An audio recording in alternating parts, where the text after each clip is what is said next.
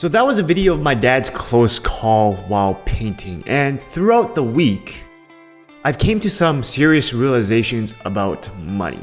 And this video is not gonna be like my other videos.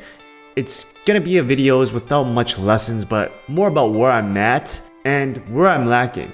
So it was late Monday evening when my mom sent me a message on WhatsApp telling me that my dad was in the hospital because he fell off the ladder while painting. And my heart dropped. Luckily, they did an MRI and found that there were no fractures and no serious injuries, but they did find the early onset of pulmonary fibrosis. Now, if you don't know what PF is basically the scarring of the lungs. And right now, it is incurable and it does lead to premature death. So according to US Bureau of Labor Statistics, the current inflation rate is 3.3%. We know that's all a lie because when I went to Kroger the other day, I looked for whole wheat flour and it was above $5. Now, just a quarter ago, 3 months ago, I bought the same flour for $2.69. So inflation isn't 3.3%.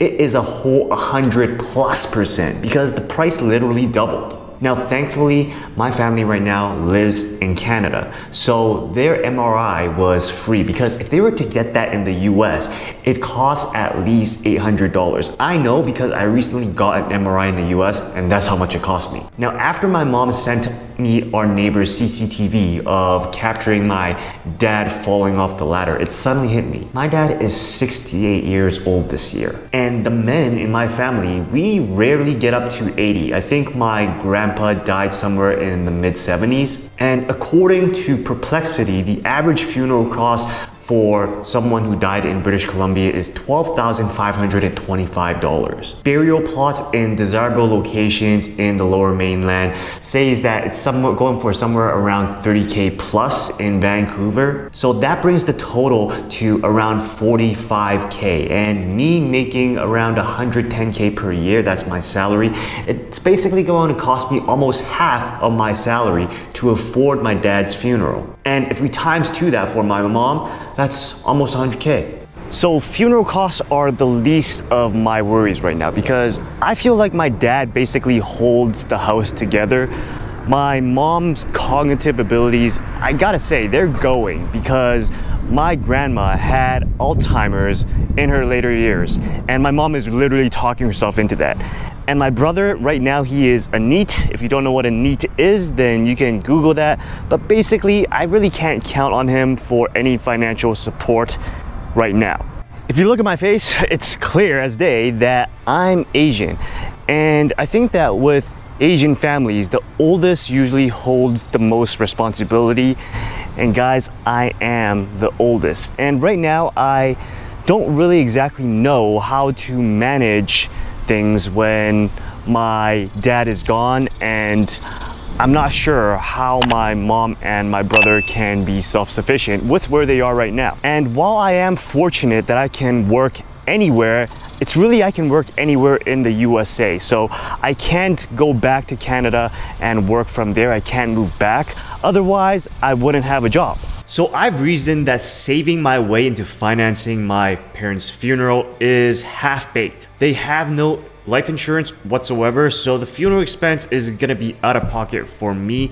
And with government devaluing my money, I think that the only way to make this actually be a solid plan is to invest what I have now into assets like stocks, ETFs, and Bitcoin. And I'm gonna assume that those asset prices are gonna rise faster than the rate of inflation. Because I gotta admit that by the time my dad or my mom goes, funeral expenses is surely not going to be $45,000. And I have to admit that my situation is actually pretty good compared to most people who don't know what inflation is. They don't know about their own income and why they're always broke. And they don't plan for funeral expenses that they have to provide for the people that brought them into this world. I mean, think about it. You have these people that brought you into this world and you cannot provide for the funeral that they deserve. That's something that people just do not think about, because for millennials like maybe you and I, we think about, all right, how can I afford my first home, right? Funeral planning is decades later for us. Now, aside from buying stocks, ETFs, Bitcoin, or ETH to keep up with inflation, I think the second best way is to actually start a side hustle. And I feel like if my side hustle starts making $50,000 per year, then I'm covered. Paying for my parents' funeral won't be a big impact to my life at that point, but I'm just not there yet. So the moral of the story that I want to get at is that planning to save your way into paying for your parents' funeral, that's a half-baked plan. A better plan is to buy assets like stocks, ETFs, or Bitcoin that would rise faster than the rate of inflation. That's a better plan. But I think the best plan would be if you have time right now aside from your full-time job. Instead of going to the bar, going on vacation, dedicate yourself to spending that time on finding a side hustle that can bring you passive income or some sort of side income, and hopefully grow that enough so that when your parents actually go, you can actually pay for it with your side hustle. And that won't have any or very low impact on the living that you're having right now. Mind you that this advice is for low income families because I'm from a low income family. My parents don't have life insurance, they don't plan for that, but I do. So if I have kids, they don't really have to worry about this because it's gonna be literally paid for. But the situation right now is that my parents don't have that net, so it's gonna come out of pocket. So guys, I am in a pretty good situation. I am single, I do not have dependents, but let's say I had a wife and kids, and let's say the most unfortunate thing happened where both her parents and my parents, they all died in the same year, and she's not working. So that's 4 people whose funeral I gotta take care of. So that's around 200K, right? And what I'm thinking is, all right, the kids just can't eat that year.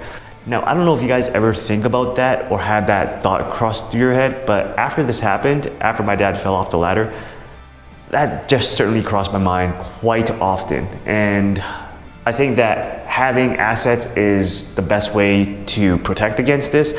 And if you want to know the top 3 assets that millennials should have before the US goes into civil war, you should check out this video that I made here.